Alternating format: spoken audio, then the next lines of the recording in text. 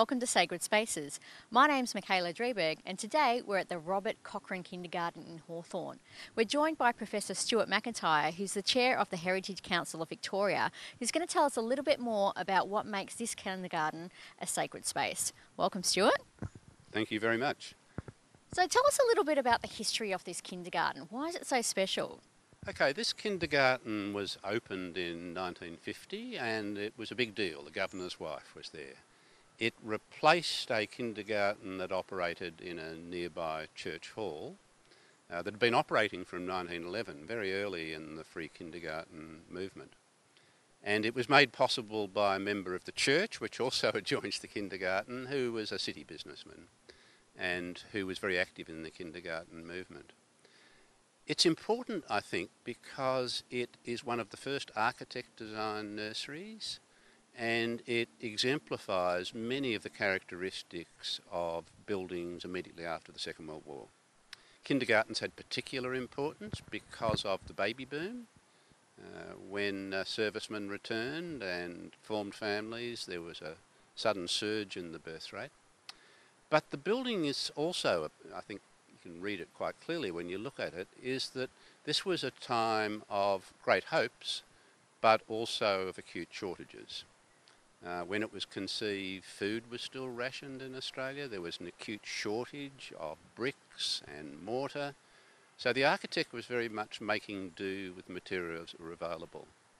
So you've got here a sort of a simple truss roof, originally with cement sheeting for the roof. You've got use of timber, ship's timber outside. Things such as masonite and kainite are used inside, and they're used, I think, with remarkable skill. The design principles involve situating. There are two main rooms, and they're situated so you have a lot of glass windows looking out to the north for sun and light. Big airy spaces. This was a transformation of the kindergarten that it replaced, which was very much sort of traditional school design principles. And I think it's a terrific building for the way in which it demonstrates the new forms of design and purposes.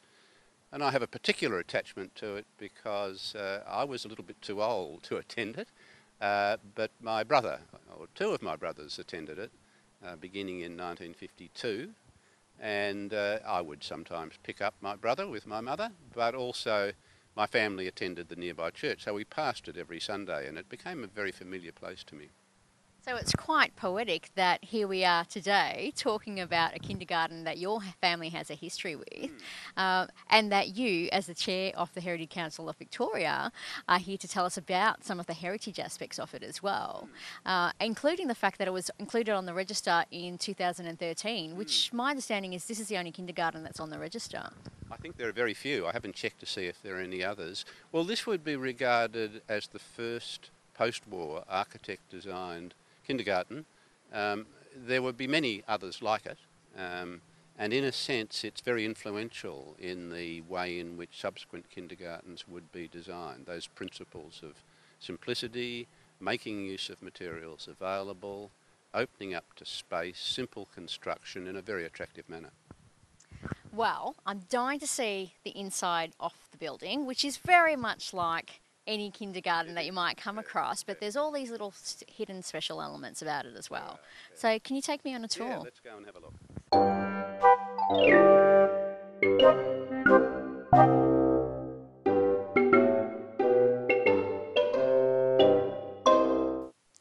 So we're inside what looks like a typical kindergarten entrance now, but it's typical because Robert Cochrane Kindergarten started it all. Well, the design principles certainly were novel. As you say, we're walking down what appears to be a fairly standard way in. We've got pegs for kids to put their bags and their coats. And this hall that we're walking down joins together the two principal play areas of the kindergarten, both of which are extraordinarily large and generous. And the design was that this area would have attached to it some office areas, an additional cloakroom, the toilet block, all of which could be used from either room. So I think it's a very, it's a sort of a starkly functional design, but a remarkably effective one.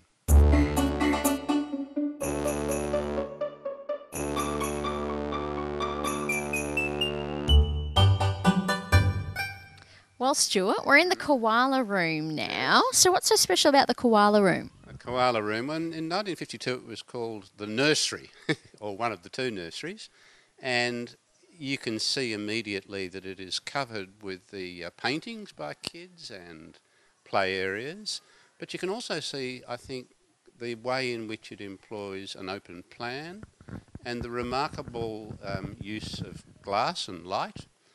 This would have been an unusually large, airy, well-lit space when it was first opened. And although it was renovated, I think, very carefully in the 1980s, you do get a very strong feeling for how it was constructed and how it survives. Those roof trusses, for instance, there's no attempt to conceal them. They simply run across it. Simple finishings, but a remarkably effective area, I think, for kids to play. So one thing we haven't discussed yet, Stuart, is the actual architect that was involved with this kindergarten. So who was the architect and what makes them so special? Well, he was a man called Horace Tribe, who would become very influential in the design of subsequent kindergartens. This was his first, and you can regard it in some ways as a prototype, and he received considerable recognition for it.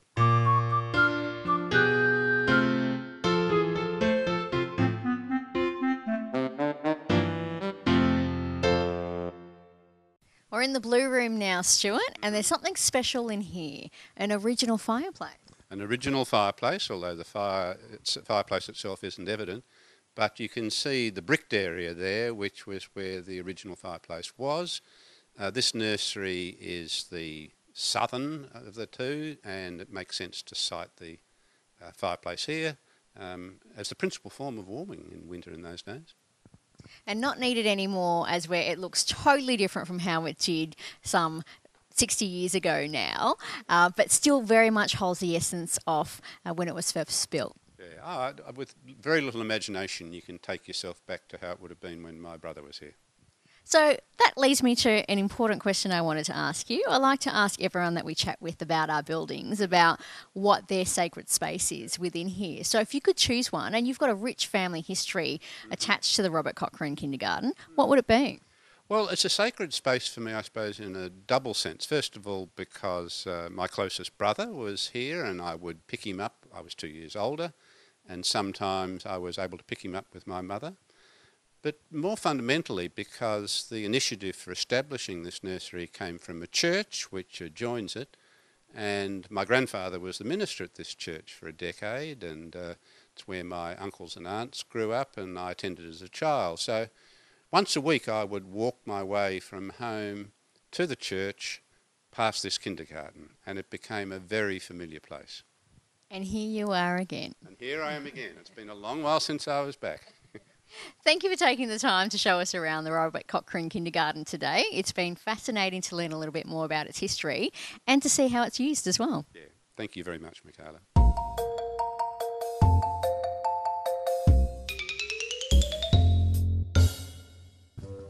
Well, we're inside now, and I'm going to ask some of the kids that actually come to the kinder about what they love about this sacred space. So first of all, we've got Mannix with us here. Hi, Mannix. What's your favourite thing about coming to this kindy? The monkey bars. You like the monkey bars?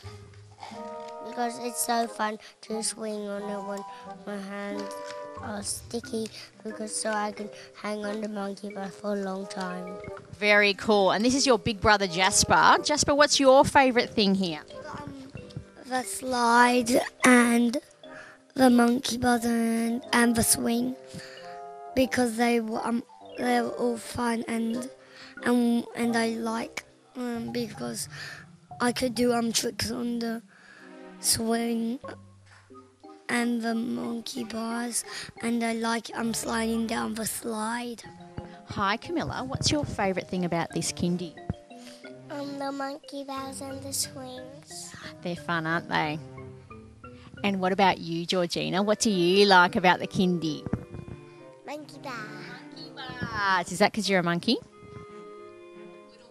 How about you, Oscar? What's your favourite thing about this kindy? Are my friends? Your friends? And do you like playing with your friends? My name's Michaela Drieberg. You've been watching Sacred Spaces, and we'll see you next time.